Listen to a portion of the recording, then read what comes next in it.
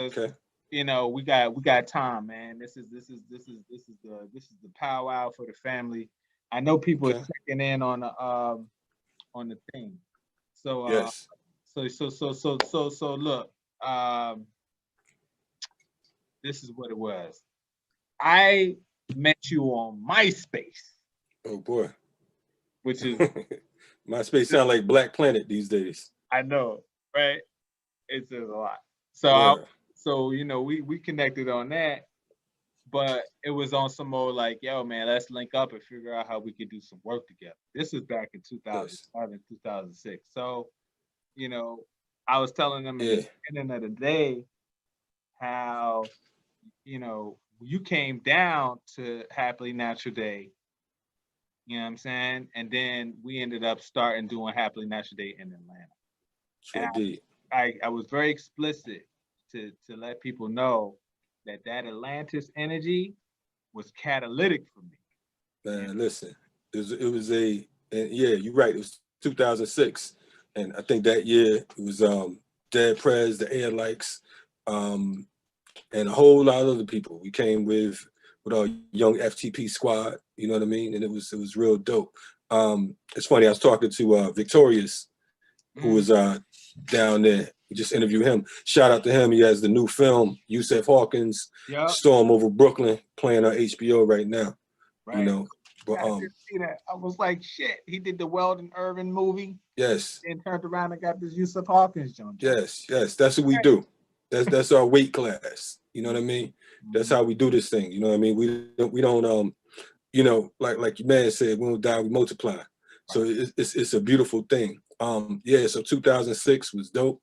Bringing it to Atlanta in 2009, which was like 3 years later. You know, we had some of the we had heavyweights all through this thing, man. You know what I mean? So I wanted to salute you. I think that we talked earlier this year, and one of the things we talked about was just how young we both were. You know what Mm. I'm saying? Even though I'm like 5 days older than you. No, you know what I'm saying? But yeah, it was like you was in your 20s. You know Right. what I mean? I was like early 30s. You know Mm. what I mean? And it was like, it was a beautiful thing.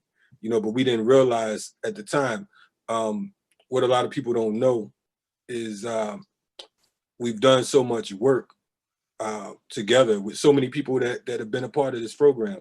Um, so much monumental work, Mhm. and a lot we forgot that we did until someone comes No, along and be that's like, "Yo, crazy. It's real that you say that because I'd be like, in a moment, be like, oh damn. yeah, yeah, for real, for If real, somebody remind me of some shit, I'm like, yo, wait a minute. man." It's panels people be talking about. I still don't know what they're talking about to this day.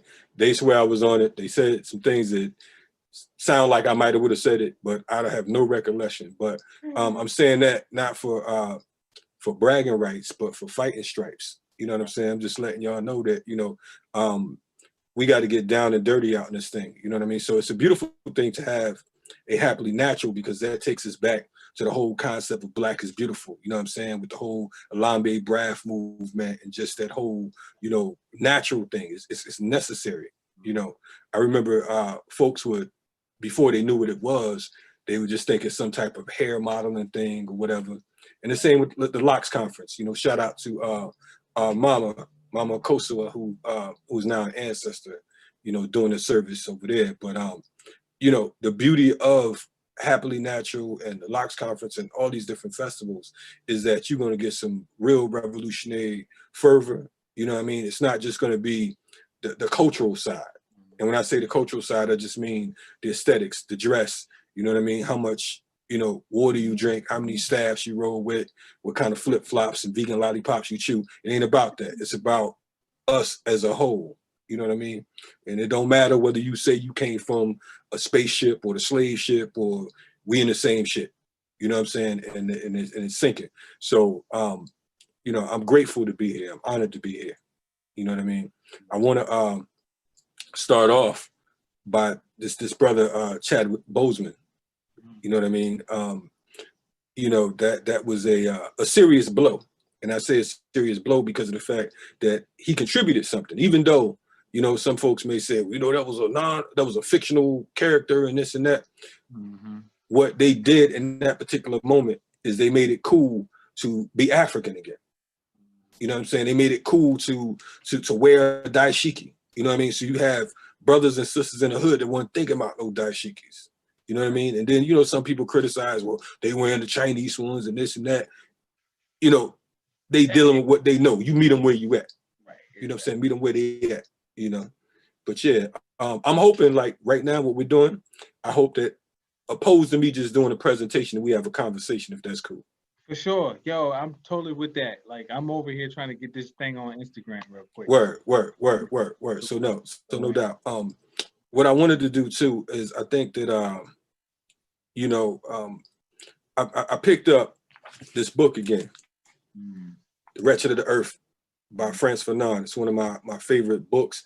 To the folks who's checking this out, if you haven't read The Wretched of the Earth by Frantz Fanon, this is something that should be in your library, point blank, period. But what I would like to do today is I want to do something that I never do, not sometimes do. I want to read a couple pages from The Wretched of the Earth. And I kind of want to, you know, before we get into it, because I kind of want to just show that here it is, this brother's in Algiers back in 1963.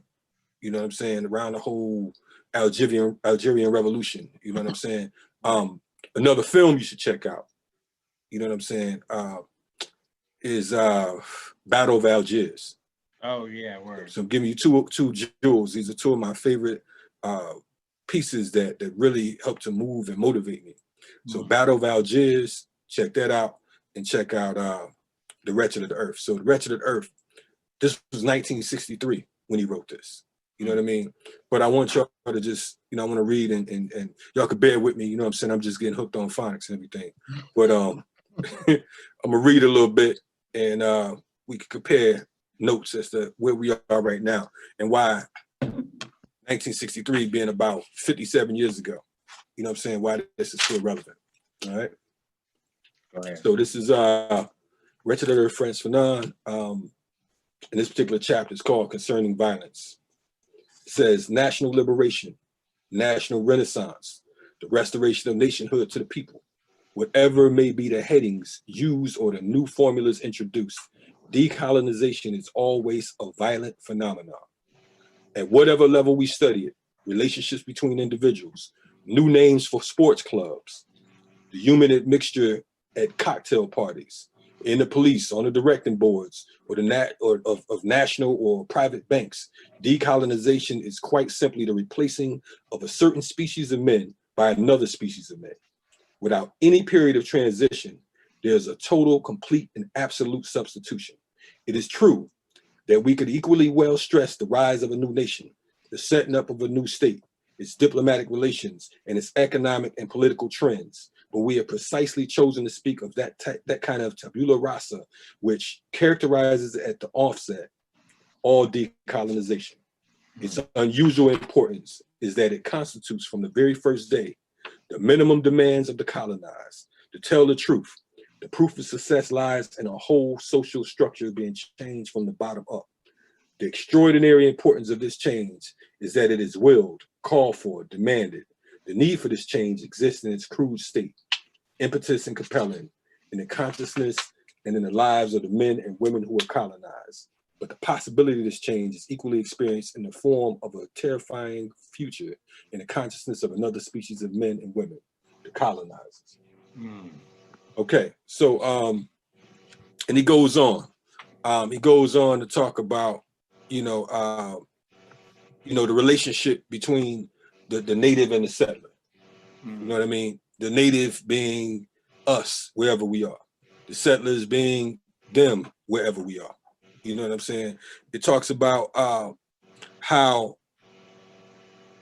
from the beginning, our relationship was marked in violence. You know what I mean? We always hear these stories about how they gave, sold the Manhattan for some beans with the natives, and they went to civilize the savages over on the continent and teach them how to live and how to survive the land and all of this stuff, which we know is bull. But he talks about that violent thing. But he also talks about how he moves on to say decolonization, which sets out to change the order of the world, is obviously a program of complete disorder, but it cannot come as a result of magical practices, nor of a natural shock, nor of a friendly understanding. Decolonization as we know it is a historical process. That is to say that it cannot be understood, it cannot become intelligible, nor clear to itself except in exact measure that we can discern the movements which give it historical form and context. Decolonization is the meeting of two forces opposed to each other by their very nature, which in fact is owed to the situation on the colonies. The first encounter was marked with violence and their existence together. That is to say, the exploitation of the native by the settlers was carried out by bayonets and cannons. Okay, so one of the things that that many of us are attempting to do in this time period, in this era, and forgive me if I was reading a lot, because there's so much more that I'm kind of excited about this, because of the fact that where we are today, you know, it's the same shit, different toilet. You know what I mean? But one of the things that's important is that folks think that we're going to be able to vote our way out. We're going to be able to pray our way out. We're going to be able to shout our way out. We're going to be able to march our way out, slogan our way out. You know what I mean? And on and on and on and on and on, right? And the reality of this thing is that any liberation that we've experienced here in America or around the world had to do with bloodshed. It had to do with bloodshed. It's unfortunate. We don't want to, you know, we don't want to think about that part, because of the fact that bloodshed means that you have to get physical. It's not cute. You know what I'm saying? They ain't gonna be looking at your tats. You know what I mean? They ain't gonna be like, yo, oh man, you know what I'm saying? He got this almond raw tap on his chest. I know he about that life. You know what I'm saying? Or she got, you know, this bone in her nose. You know what I'm saying? You know, she know all the Swahili terms. You ain't gonna win like that. You know what I'm saying? You know, he drink the best alkaline water, got a plant-based diet. You know what I'm saying? That's cool and it's necessary, but that ain't the totality of it. You know what I mean? You can vote for Biden, Kamala Harris. You can vote for Bernie Sanders. Shit, you can vote for me if you want to. It ain't gonna change a goddamn thing in America. You understand what I'm saying?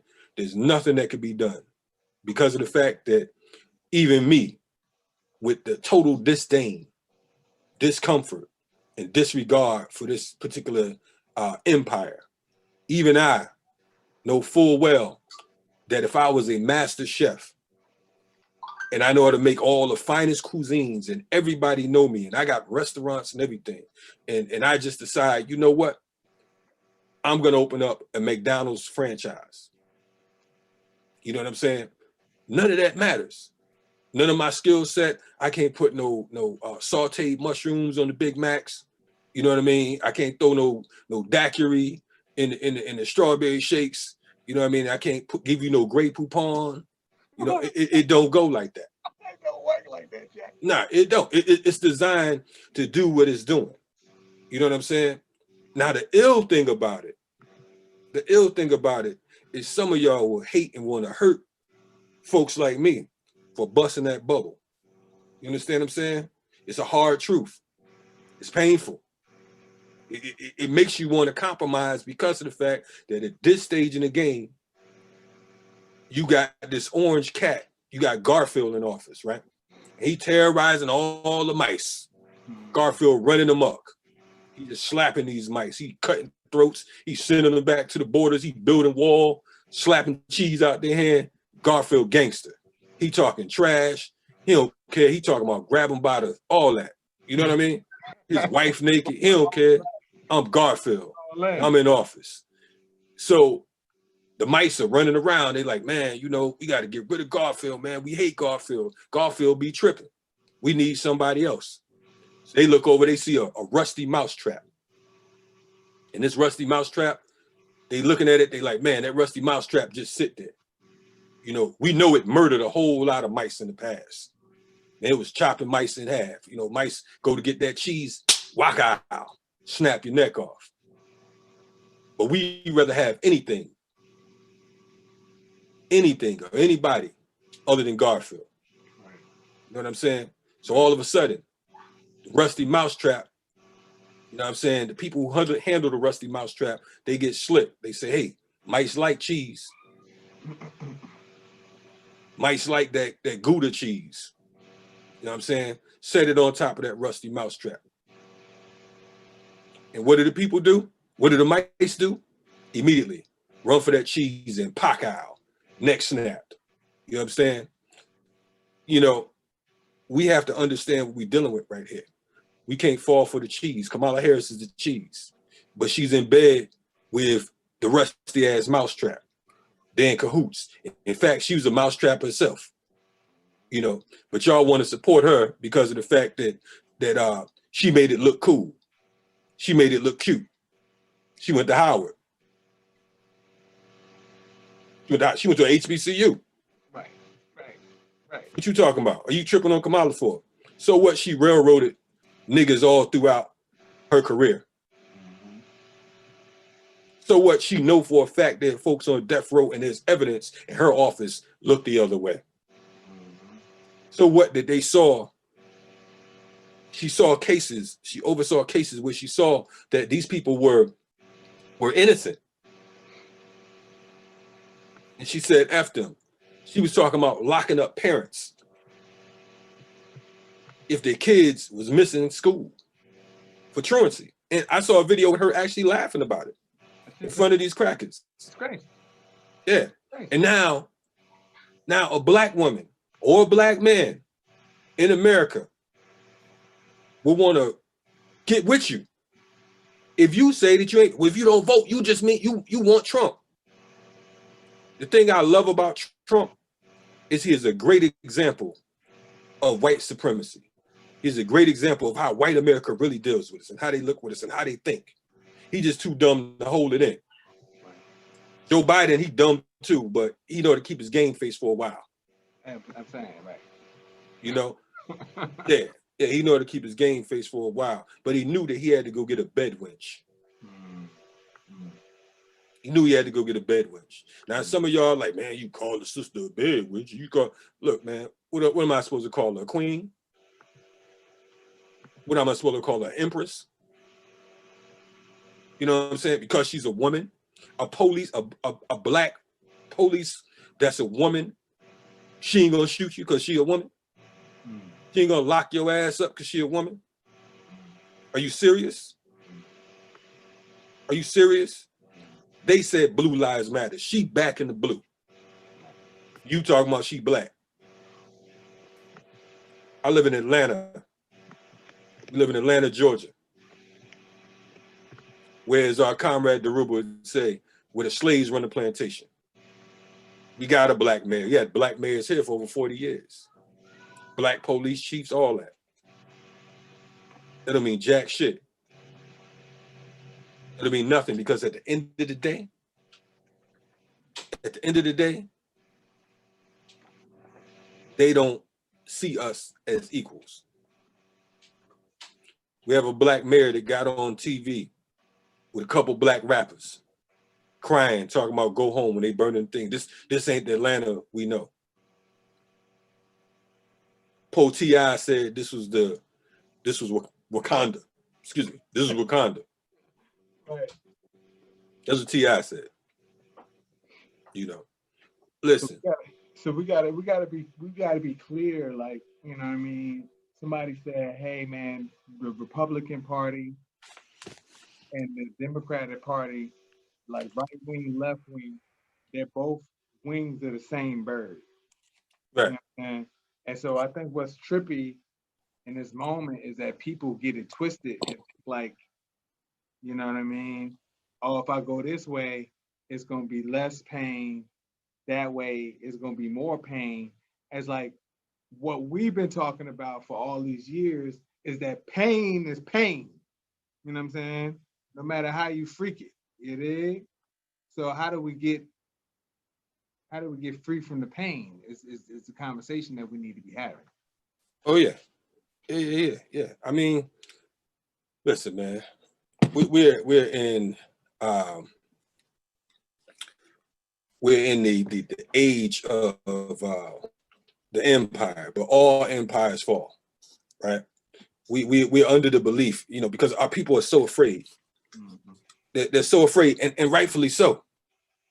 Don't get it twisted. Don't let me jump on here talking like I'm Tony tough guy or something like that. I'm just saying my particular position. For those of you who don't know, because of the fact that it's easy for you to think that you have somebody pegged. It's easy for you to look at a cat and you say, well, you know what I'm saying? He think he this. I don't think I'm shit. I just think I'm a black man who has the right to live.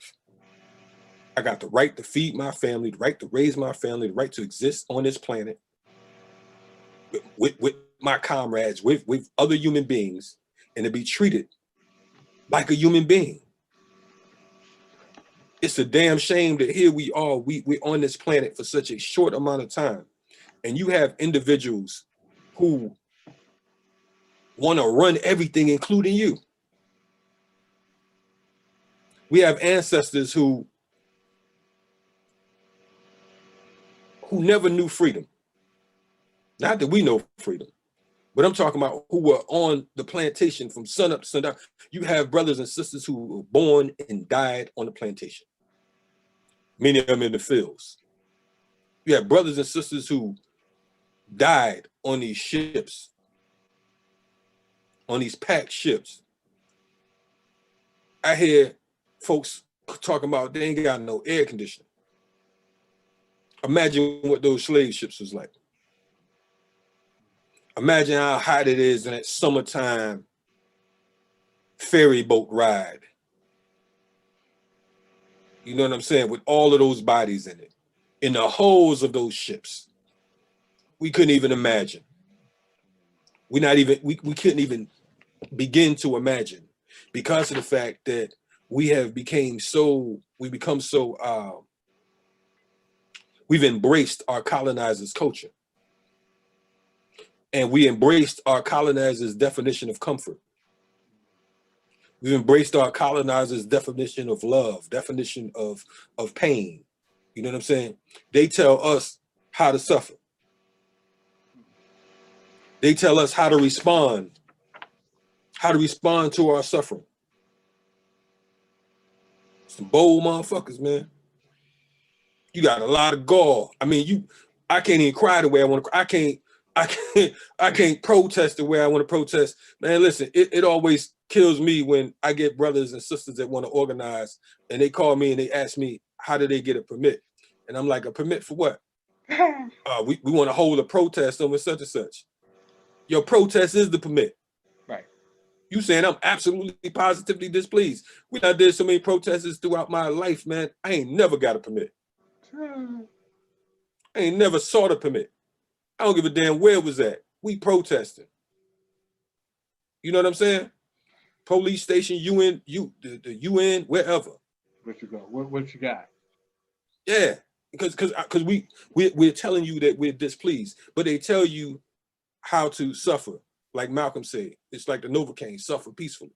Mm-hmm. You had Nick Cannon, black folks in this age of excitement. They're looking at this thing like, wow, here we are, we rebelling. You had a cat like Nick Cannon. He got in there and he started talking about these rotten ass Jews. He started talking about the criminal settler state. He started talking about, the Zionists. Right. And everybody was pumped up. That was at noon, at lunchtime. Man, everybody was riled up, boy. I was getting so many calls and texts and shout out to Nick Cannon. That's right, brother. Such. Threw Griff under the bus. He just threw Griff. I mean, he picked Griff up and rolled him under there. Yeah, they backed up over Griff. Backed up. That was a noontime. Everybody was celebrating. By dinner time, he flipped. Oh man, I ain't mean to say that. He's sitting down with a rabbi. You know what I'm saying? He bring a rabbi in his show. Like, oh shit. You know what I'm saying? Called Richard Griffin. I don't even know how Richard Griffin got to my studio. I mean, just snap. Same thing with the NBA and the tennis players. They was hot. They like, oh shit, yo, they ain't playing. They said they gonna be on strike, all the playoffs, all that shit. Man, listen. That ain't even last 4 hours. Man, shit. They Nick Cannon. They got Nick Cannon.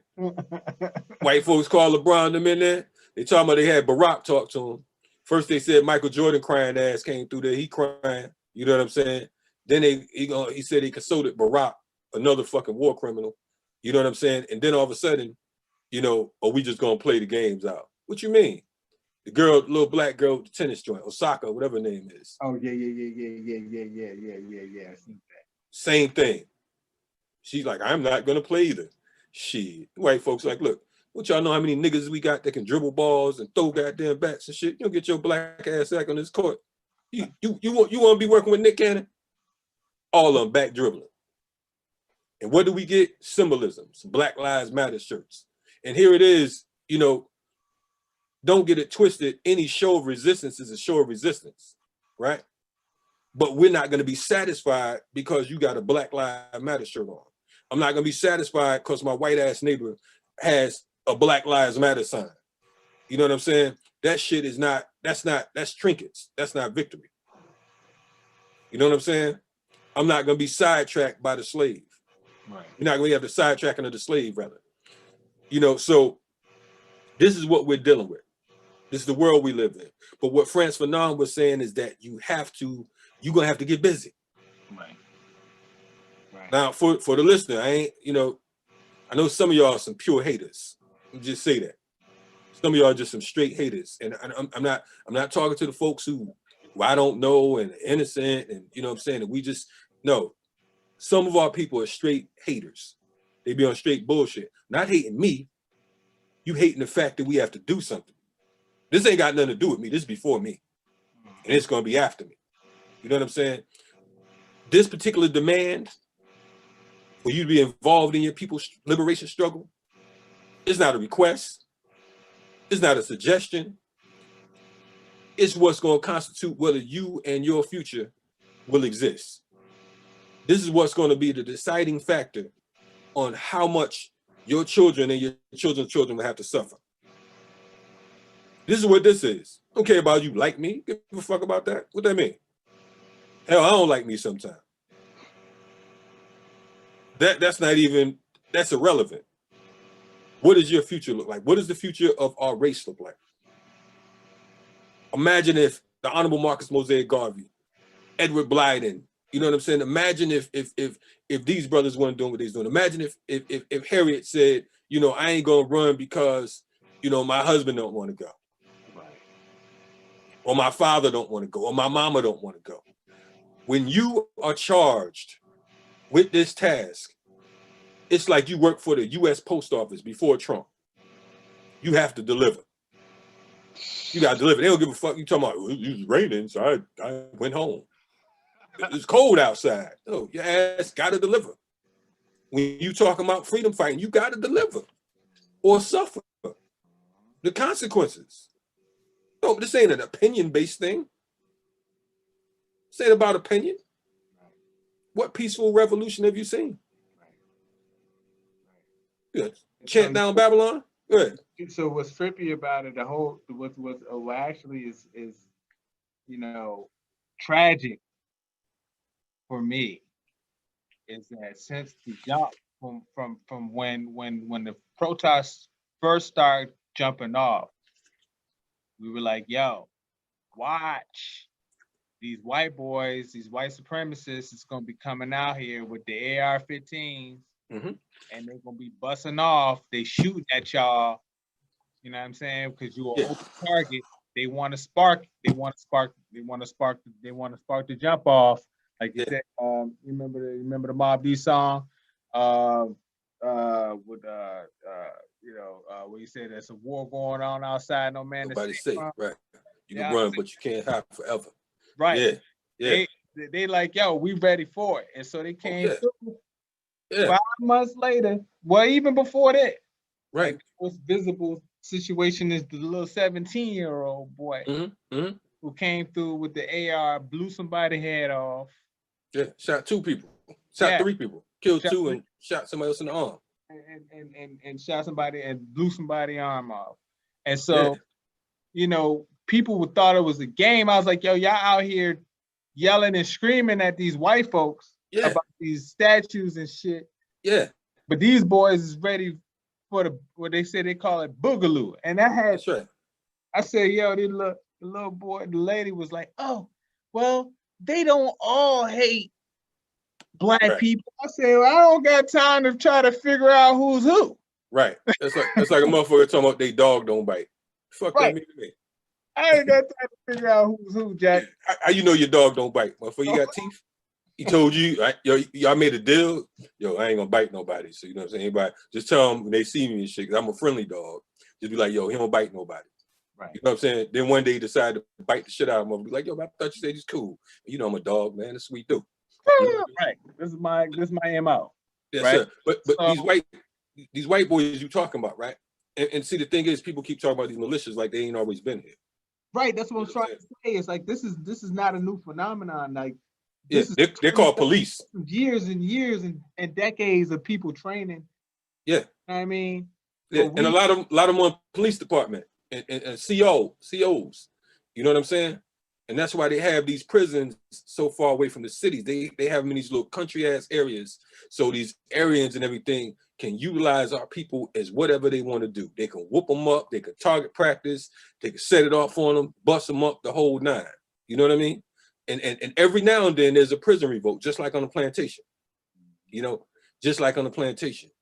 But see, the thing is, one of the things that Kwame Ture used to talk about, he said, we're not outnumbered, we're out-organized. That's it. We're not outnumbered at all. If you think about it, the UK can fit inside the size of Texas, about 5 times. The UK is small, but you know what I'm saying? You got the UK, you got the US, you got Israel, all these small motherfuckers, bullies, terrorizing the rest of the world. Because nobody didn't put their foot in their ass. You understand what I'm saying? The only reason. And then you got Negroes that want to be cops. Down here, black cops terrorizing black people. You almost, shit, truth be told, if you're in the city of Atlanta, sometimes you might prefer a white cop pull your ass over. You might be like, go ahead on, man. Black cop, man, shit. You want to check your cavities, do everything. Like, you know what I'm saying? It's off the chain. But that's because of the fact that, you know, the conditioning of colonization is such a powerful tool and such a powerful force that they will make you think, or make those who are not grounded think that they can actually be a part of this system. They can actually participate. Right. You know, folks bragging, they like, oh man, Jay-Z a billionaire now. Great, excellent. Don't know what it mean to me, right, or us, right, but he's a billionaire. But also, Jeff Bezos just became the first motherfucker to be a 200 billionaire. He has $200 billion. $200 billion. Right. Right. Everybody on the planet can be fed. That's one man. Right. Not his company's worth. How is that legal? Right. How is that not a criminal attack? There has to be a ceiling on how high you can go. Right. Right. As long as people are starving. Right. That's what I'm saying. But that's the thing. That's the way capitalism tricks you. Mm-hmm. So, you know, capitalism, the way capitalism exists, it overlays within you this idea of meritocracy, that you can somehow earn your way to the top. Yeah. And, you know, the reality is that these people are so far disconnected from where poor people are. Yes. And the only reason why they even had that much is because of the exploitation that they do. Yes. And so we're tricked into thinking that we can earn our way up the ladder, but the reality is the only way you get up the ladder is by exploiting other people that are on your level or The below. only way. The That's the only only way. way. It's a pimp hoe system. And in fact, we can't even be pimps. Because the most powerful black motherfucker you can find in America still got to answer to these crackers. You understand what I'm saying? I don't give a fuck what your name is. Oprah, Hova. You got to answer to them. You know what I mean? You ain't about to build shit. You ain't about to open no Oprah City. You ain't about to have no distribution. You ain't about to have no serious manufacturing. None of that. But you can look the part, and we'll give you certain trinkets. We'll invite you to the White House, but you're gonna do what we say. Your job, once you cross a certain ceiling, you belong to us. Mm-hmm. You belong to us. And if you try to get out of line, we'll strip your ass down. We'll lock your ass up. We'll make you look crazy. You know what I'm saying? In fact, you'll already be crazy because that quest towards that particular lifestyle and that particular dynamic makes you insane out the gate. Out the gate. What kind of man are you that you want to have more than your brother or sister? What kind of man are you that you want to own other people? Right. Who are you? What kind of oppressive motherfucker are you that you think you can own another human being and sell them? And I'm not talking about back during the slave trade. I'm talking about right now. I'm talking about right now. You know, so when I see these folks in the street burning this shit up, I get so many people like, man, you know, what can we, I've been doing a lot of panels and discussions lately, man. And one of the questions that comes up every time is some wild shit. And I know they have to be white or they have to be, you know what I'm saying, a non-person of color, quote unquote. Because the question is always, you know, how can we do this peacefully? How can we have a non-violent this and a non-violent that? Shit, King tried that. Y'all bust him in his melon. He was as peaceful as it come. Right. Shot this man down. Right. Shut him down. Gunned him down. We tried it. Mm-hmm. I mean, you kill King, you kill any goddamn body. Right. I don't stand a chance. You know what I'm saying? So the reality is, you know, we're going to, we have to move beyond the sloganeering. We got to move beyond the fashionable militancy and the empty rhetoric. Like you said a little while ago, yeah, you have these militias out here, they serious. I'm in the state of Georgia. You know what I'm saying? You in Richmond. This the heart of the Confederacy. You know what I'm saying? This see, the thing is, they remind you here in Atlanta. You get pulled over by some of these cops in certain areas. They tell you, you ain't in Atlanta no more, boy. You in Georgia. Mm. You're not in Atlanta, you in Georgia. And they mean that. And they mean that. They bout that shit. Right. But we have to call some of these folks to task. You know, you have these clowns who've been running around for years. Everybody want to be super militant, super hardcore, whatever, so on and so forth. Where y'all at defending the streets at? And when I say y'all, I'm not the dude that's on some little, you know, why somebody ain't doing that. This what you say you do. Right. I'm just saying, do what you say you do. Right. It ain't got nothing to do with me. This ain't personal because I don't like you because you got an ashy ass, dusty black uniform on and you run around screaming black power and you powerless and shit like that. Or you a nigga talking about you sovereign and you homeless. I ain't got nothing to do with none of that. Right.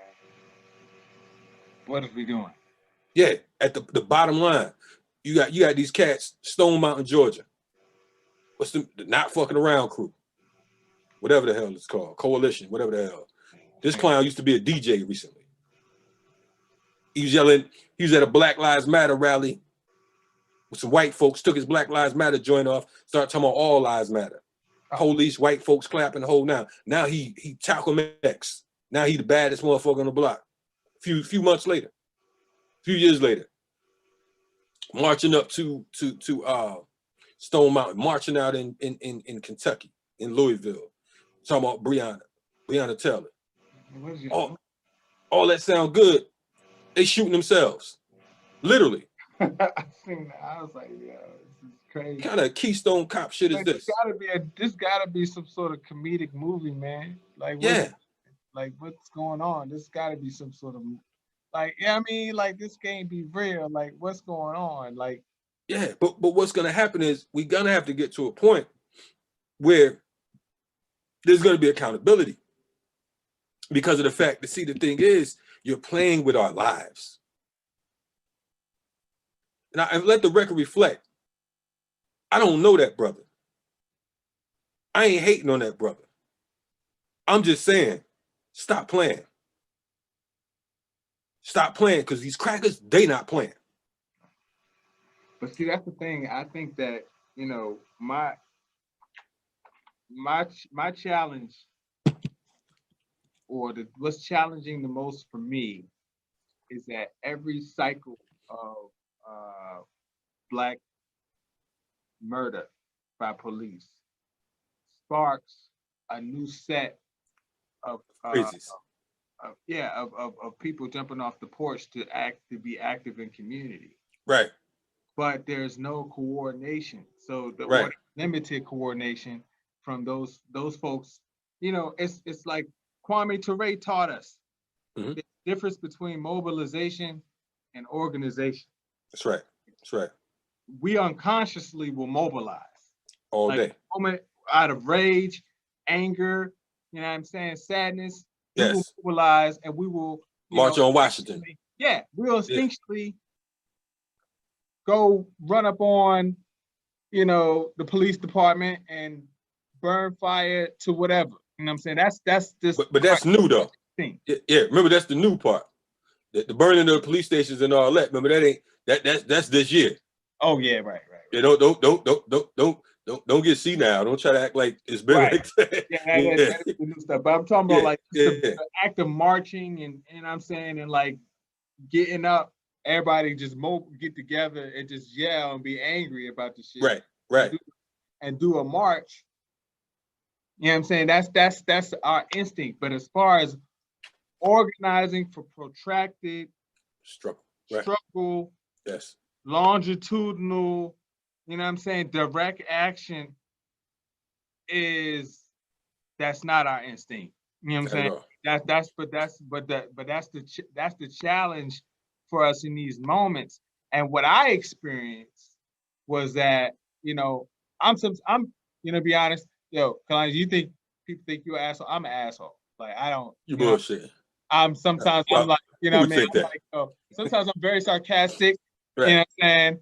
And also I'm like, yo, y'all should study. If you're gonna jump out here with all this shit, if you ain't studied, then what the fuck is you doing, right? So that's my Zero. kind of angle. But my thing is this: when all this shit pops off and the list of demands looks like defunding the police, Right. or you know what I mean, you want to get somebody fired Right. or some shit. I'm like, yo, man, we at war with white supremacy. Like, Right. how in the hell does defunding the police equate to black liberation? That doesn't. Right. Not to me. I mean, come on, you could take all the money from the police department and they'll just privatize the bitch. Right.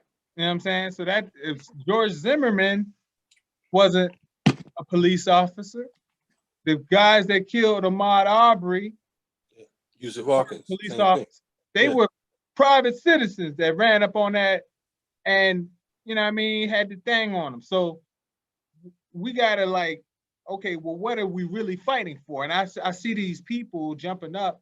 In my city was a lot of white folks. Yeah. And I It's like think, that all over the place. yeah, so I mean, you know, I don't expect white folks to know. You know what I'm saying? I expect. I'm gonna say this though on the whole the white folk thing. Sorry for cutting you, man. But I don't. You know, some of these white folks are sincere forces. Yeah, folks like Marilyn Buck, who could have skated on her charges if she'd returned Dr. Matuda Shakur and some of these other brothers and sisters in, you know what I'm saying, Sekou, folks like that. Mhm. But she decided that she wasn't going to wasn't gonna rap, and she took that 75-year hit. Mm. Now I don't know too many black folks that they got a choice to escape. Not many. And they're gonna choose to take 75 and be like, well, you know, I'm gonna go ahead and ride for Manifest. You know what I'm saying? A lot of these cats that tell the police where you live, what kind of car you driving, who you was with, where you was last seen, what kind of lunch you like to eat, the whole nine. You know what I'm saying? So we clear about that. So when it comes to like a lot of these white folks in the street, our position have always been, you know what I'm saying? You come around, but you don't run shit. Now, when I say you can come around in certain spaces. If you out there organizing in the street, look, yeah, you damn right. We need some allies. We need whoever want to be cannon fodder against this state. You know what I'm saying? But we got to be clear. It's like, because what happens is black folks get so comfortable that they look to white folks for leadership. This is the first time in our people's movement that white folks have taken the forefront. Usually whenever we were out there organizing in the street, we were in control and the white folks did what the hell we told them to do. Now, if there's any white folks, every now and then somebody try to break some shit or walk, some of that type of stuff, if we were in certain places, they weren't breaking shit. Like, look, this family's right here. We don't need this family on the news, this lady, mother, whatever. You know what I mean? Talking about she ripped something in half. Do that shit when we ain't here. Now, white folks just running amok and black folks running behind them. Now it's confusing because you see anarchists rolling up on clashing with some of these anarchists clashing with some of these militias. Right. So if you don't know no better, you don't know which white boy is which. Right. You know what I'm saying? And you'll be distracted because of the fact that traditionally, those of us who don't really rock with them like that, you look at it like, well, you know, I don't trust them white folks. They probably police. Shit. Look at William O'Neill. Yeah, he was police hard as hell. He was black as they come. Worked right with the police. Set Chairman Fred up. Had him took out for $300. $300 check. Got Chairman Fred assassinated. You know what I mean? So we got to be clear. It's like we can't just get caught up on looking at the differences in the troops. Indeed, make sure that you have your cadre and you have your folks. But any action against whatever you got a problem with, you welcome it. You know what I'm saying? You ain't got to go to dinner. You ain't got to hang out. You ain't got to be buddies. You ain't even got to know each other's name. Right. But if the police is mashing me out and they trying to take me out and the white boy come knock him out, I ain't gonna be like, get out of there, cracker. You not. I was about to fight him. Right. Huh? Knock him out. Yeah. So we get caught up in narrow nationalism. You know what I'm saying? But the problem is we are again, we screaming black power, but we're powerless. We're powerless. And we look for everybody else to speak for us and everybody else to blame. Right. So when an athlete or an entertainer get up saying some crazy shit, we mad at them. Right. You have the opportunity to stand up and say some shit yourself. Some of y'all won't even post on Facebook. So let alone speak for somebody. Right. You won't even hate it in your heart. You know, but I give thanks for all of the brothers and sisters who are clear about where we are today. And even those who are not clear, I want to clarify that, you know, anyone that's making an effort, I salute you for making an effort. However, just because of the fact that you want to fly a plane don't mean that you could just hop in a plane, turn it on, and take off. You have to learn. You have to study. You know what I'm saying? You got to get with some pilots to know what they're doing. You got to set the course. You got to figure things out. You just can't hop in there like, I just want to fly. That's how this movement is. In fact, this movement is more important than flying. So if you can't do that with an aircraft, you damn sure can't do it with our people's lives. You can't just go out there on the job training. Some folks just want to be on Facebook. Some people just want to be on YouTube. This brother sent me this video of an interview he did at a radio station. And to this day, I'm trying to figure out, he was talking about, man, you're going to love this, brother. This is deep, such and such, blah, blah, blah. Man, I seen the video. I was confused. I'm still to this day. I don't know what he said. He's talking about 20 minutes. I don't know what he said because of the fact that he has no analysis. He don't know who our enemy is. He's clueless. So he's saying all of these sound bites and terms that he's heard, he's just mumbling them all, jumbling them all together, and it's not filling. It's like Chinese food. You know what I'm saying? It's like a microwave. You put some food in a microwave and you fuck around, go to the bathroom, you come back, it's cold. Right. Because of the fact that it hasn't taken the time, it hasn't done what it had to do. When you get a cooked meal and you put that shit in the stove and you walk your ass to the bathroom, come back, you might be blowing for 5-10 minutes. Cool that shit off. The microwave food, that shit already cooled off. That's what this particular so-called movement is today. It's microwave militancy. You ain't got no time in the kitchen. You ain't had enough heat on you. Right. You know what I'm saying? So I'm not knocking those who just coming along today. You might see this thing today, be like, look, I want to be an activist. I might want to start an organization, whatever. That's cool. Study, research. Matter of fact, times are so serious right now, I wouldn't even suggest starting an organization. Find something that fits you. You don't have to join our organization because of the fact that I'm not on a recruitment tour. Right. I'm just saying that if you want to be involved in our People's Liberation Movement, then you have to get with some qualified folks. Don't let your ego control your ass, because the ego will get your ass messed up. You understand what I'm saying? Everybody want to look like the leader, the part. I had a brother say to me yesterday from the UK. He said, man, brother, I see you know what I'm saying? You've been very busy, so on and so forth. I said, yeah.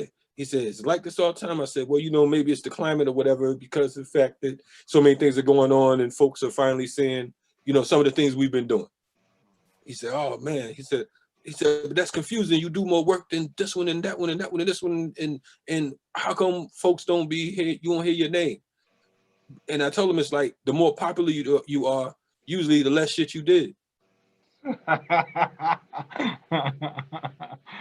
You know what I'm saying? Yeah. So it's a backwards dynamic, but it's not.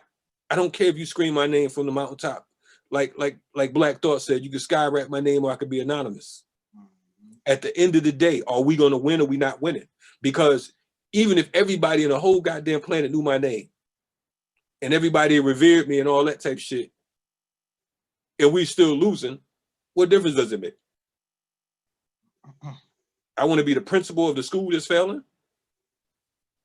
Or I want to be like Umar, be the principal of a non-existent school. That's who we are. Black people in quote unquote militancy, we are Umar Johnson. We talk good, we sound good, but no production. That is like Trump is an example of white America. Umar is an example of Black America. All style, no substance. You understand what I'm saying? So it has to be time out for that. Am I knocking him? No, I'm not knocking him. I'm telling you where the fuck we are. Right. I'm telling you that right now, if there's a quote unquote civil war, we're not gonna win. Why are we not gonna win? Because we're not organized. Yeah. Because we too busy trying to figure out who somebody's sleeping with, what somebody do, what kind of contacts somebody got on, who did their nails. I don't like this motherfucker eyelashes. You know what I'm saying? This one don't wear these kind of shoes. He got Nikes on. He cursed too much. Look, man, you're in the battlefield. You ain't got time to be, you know what I'm saying? Cats on the battlefield ain't looking to see what kind of uniform you wearing unless you're an enemy. They ain't like, man, you need to crease your jeans today. You getting shot at. What? That's crazy. We being murdered. We being railroaded, slaughtered, and have been, and still are. And our priorities are everywhere but where they need to be. Right. Real talk. How we gonna win the revolution? Right. How we gonna win? Right. That's the shot. That's it. That's it in a nutshell. It's like, yo, what are we doing? It's like, yo, where's your mind? And I feel like, part of that internalized oppression, that whole facet of our experience is what keeps us spiraling, this toilet bowl of, superficiality, right? Like, and it's like, I ain't got shit, so let me try to figure out how I'm better than this other motherfucker that ain't got shit. Right. Yeah, like in the greater context of it, like, what do you? that's exactly what it is. That's exactly what it is. It's who got the flyest chains and the whips. You know what I'm saying? Like, yo, I'm oppressed, but I look good. You know what I'm saying? Like you ain't got these. You ain't got these kind of shackles. Right. You know what I'm saying? My shackles is fly. They platinum. Right. You know what I mean? I'm with another slave. There's no, we don't understand where we are right now. And unfortunately, like most people, we don't realize where we headed till we get there. We've been marched right up to the slaughter. We've been shipped right to the slaughterhouse. And we didn't even listen to our intuition. We didn't even listen to our intuition. Mm-hmm. We too busy, like you said, we trying to prove that we better than the next motherfucker loser. Right. Right. So what's your I want to give you a quick few minutes to just kind of like talk about strategy. Like we said, we were gonna talk about how to organize the people army. Indeed. Yeah.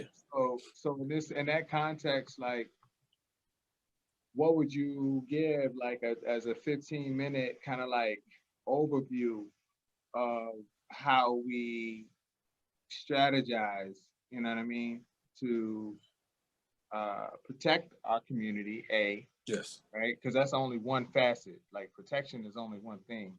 Mm-hmm. B, how do we build? You know what I mean? Because it's not enough to just protect. It's like we got to create, you know what I mean, that the infrastructure and all that shit. You know what I'm saying?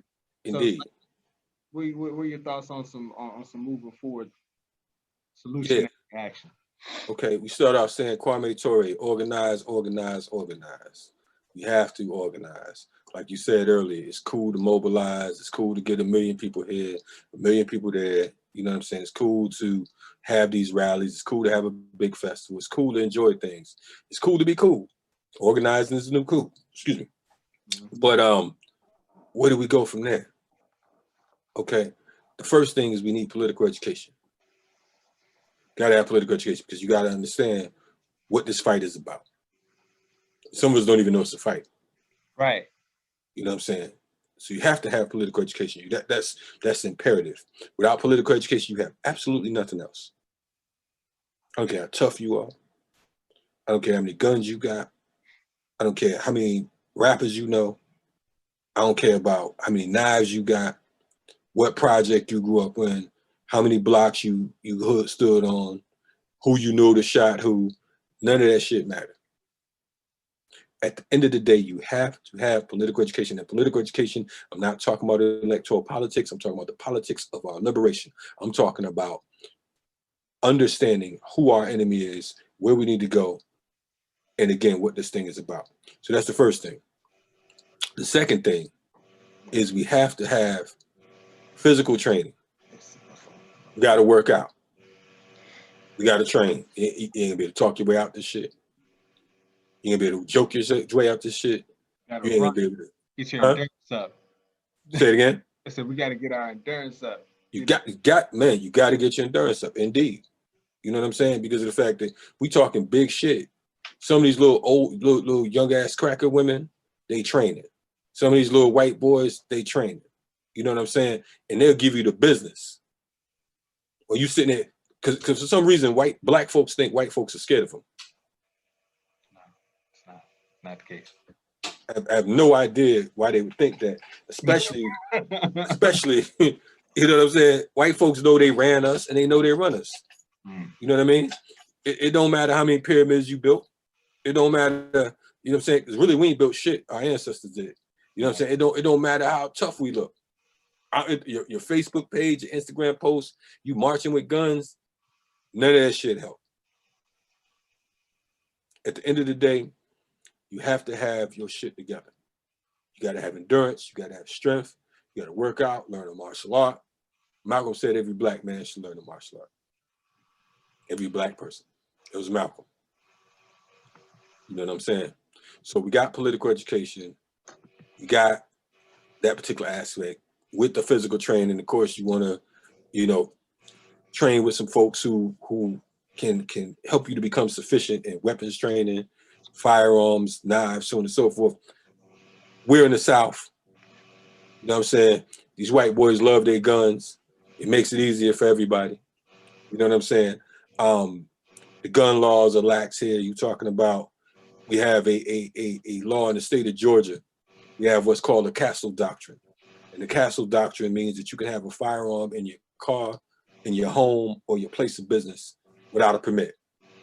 You don't need a permit to go buy a gun. Now, some cats might be felons and so on and so forth. Get you a knife. Get you a machete. You know what I'm saying? Get a tool belt. Take your ass to Home Depot, get a hammer, get a nail gun, get a motherfucking screwdriver. Them joints could be tools. Okay, yeah. You understand what I'm saying? You know, I wouldn't want to get shot by a nail gun. Hit with a machete. You know what I'm saying? So understand, you know what I mean? You have no excuse. If you can't do nothing but jog. If you can't jog, then walk. If you can't walk, then crawl. Bunchy Carter said, you have to do something. He said, if you can't do nothing but spit, then motherfucker spit. You know what I'm saying? Part of my language is anybody has their children listening or whatever, you know, but of course, America's a curse, so I'm sure that you ain't really tripping on me. So from there, again, you want to join an organization because of the fact that anytime we're taken out is usually because we don't have any backing. Most of the people that are targeted, that are murdered outside of the quote unquote prominent organizers and so on and so forth, are usually individuals who are by themselves. Ahmaud Arbery, he was jogging through the streets of Brunswick, Georgia, and these crackers approached him because he was by himself. If Ahmaud Arbery had two other brothers with him, we never know Ahmaud Arbery's name. Because these white boys are cowards. They're like hyenas. No one hyena is going to go fight a lion by himself. But they'll catch a lion that they think is weak. 5, 6, 7 of them will jump that lion. And that's how it is with black folks. So you have to be a part of an organization. You got to have some structure. You got to have some discipline. You have to be able to listen to somebody other than your own self. So political education, physical training, join the organization. Now the organization has to be productive. You don't want to just join any organization. Yeah, see, what are their goals? What are they looking to do? Are they looking to just look good on social media? You know what I'm saying? Are they looking to just do events and concerts? Or are they looking to make change? What are they doing? What are their day-to-days? Is it proactive? Also, if you're talking about joining the organization should have some address. The people will back you once the people know where you are. I can't be an internet organizer.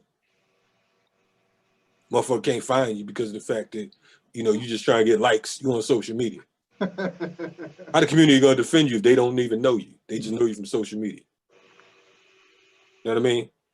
Our organization, we have the Siafu movement, and the Siafu movement is a conglomerate, so to speak, of about 9 different organizations, which include, and not limited to, the FTP movement, the African Martial Arts Institute, the Urban Survival Preparedness Institute, Mama's Army, Community Movement Builders, Siafu Youth Corps, National Coalition to Combat Police Terrorism, Freedom Home Academy, and several others, right? We have gardens, like my brother Manifest up there in Richmond. We have gardens here in Atlanta. We have properties, you know what I mean? We have a community house. We do anti-gentrification work. We do everything from anti-gentrification work to work on behalf of political prisoners. You know what I'm saying? We're training people in urban survival preparedness. We're on the anniversary of Katrina right now. You know what I mean? And one of the things that prompted us to get involved, my brother who co-chairs the Urban Survival Preparedness Institute with myself is Balogun Ojatade, who was the founder of the African Martial Arts Institute. But one of the things that prompted us to get deeper into the whole urban survival preparedness piece and form that particular network was Katrina and what went on in Haiti, but also police terrorism and things of that nature, because of the fact that we know that urban survival preparedness is not just when a hurricane comes. It's how do you get from point A to point B. It's how do you deal with encounters with the police, because the police are the #1 terrorists in America. The police have killed more people in America than any one street organization. We always talk about black on black crime. White folks have killed more people during World War I and II, more white and others, than any other period in the history of the world. Just Japan alone, they dropped an atomic bomb and murdered over 200,000 people in 3 days. They dropped one in Hiroshima, and 3 days later, they dropped one in Nagasaki, killing over 210,000 people. This is what this ruthless ass nation that you want to be a representative of has done to people across the world. 210,000 people. That's a lot of people. Men, women, children, babies, cats, dogs, whatever. That's when people say, hey, you can reform this, I'd be like, bro, like, no, that is no reforming that. And then like, when we say defunding the police, that's like, man, so are you going to defund the military? Right. Because the military is an extension of the police. Absolutely. It's the same. It's the operators wanted the same. And if they could drop a megaton nuclear bomb, that's right, on another country and justify it. Right. No, I mean, shit, they could drop a bomb on the MOVE organization in Philadelphia on May 13, 1985. So they could drop a bomb on a community organization, on a house with women and children up in that motherfucker. You know what I'm saying? If they can do that, then they can do anything. They can do anything. They have no regards for humanity, for life as a whole. No. The thing about Black people, most of us, we have some sense of love for life. It's rare that you just see Black folks that just don't want to do nothing but kill and don't love nothing. Che Guevara said revolution is an act of love. And that's what it's all about. When we talk about all of this stuff from Frantz Fanon to what's going on right now in the world, all of this is about love. I don't want y'all to get it twisted, because sometimes some of you get scared and get scary acting and think that, you know, oh man, they talking all this tough stuff, man. The police gonna kill such and such, they gonna do such and such, the military will do such and such. Listen, we're here for a limited time. None of this shit lasts forever. And guess what? I'm sorry to burst your bubble again, but we all gotta leave sometime. There's gonna be a time we gotta go. So the thing is, as one of the OGs said, I'd rather die like a man than live on my knees. I'd rather die like a man than live on my knees. George Jackson said, I will not be counted amongst the broken men. I will not be counted amongst the broken men. We have the opportunity, we're in a unique opportunity right now, brothers and sisters. And it's opportunity for us to unify on a serious level. Now, I don't know, we in Facebook groups together and you like my shit. Not on, I follow you. That's not a victory at all. I don't care about them taking down the Confederate flag. I'm more concerned with the American flag. The US flag is the most dangerous flag in the world. Most dangerous flag in the world. It's called causes bloodshed all over the planet. 5% of the world population get control over 25% of the world's resources. 5% of the world's population controlling over 25% of all resources on the planet. Before World War II, up until World War II, they controlled 50% of the resources on the planet. It's a little ass country. 5%. And you talking about Trump. This country was shit before Trump ever came in office. This country produced Trumps. This is the manufacturers of Trumps. It manufactures two things. Its greatest manufacturing tools or equipment is to manufacture the the nigga and to manufacture white supremacy. It's his two biggest commodities. The nigga, they have a nigga machine. And the nigga machine creates all the bullshit that we checking out right now. All the distractions. You know what I mean? Have us sit back arguing about insignificant shit. We really on social media just arguing about civil wars on social media. Motherfuckers can't even decide whether R. Kelly was a goddamn pedophile. They trying to defend Bill Cosby slipping pills in women's drinks and shit. Well, she was white. That you see how ugly she was? The fuck that gotta do with anything? Rape is rape. Right. I don't want nobody slipping nothing in my drink and slipping nothing in me either. So anyway, so boom, political education. Get that political education, get that training, join an organization. Our organization, you can find out more about what it is we do at thepeoplesarmy.org, thepeoplesarmy.org. We have a podcast that I co-host called Renegade Culture. You can find that at renegadeculture.org or wherever you listen to your favorite podcasts. We have a film, Organizing is the New Cool. Organizing is the New Cool is a documentary that highlights 14, 15 years of our work in the community.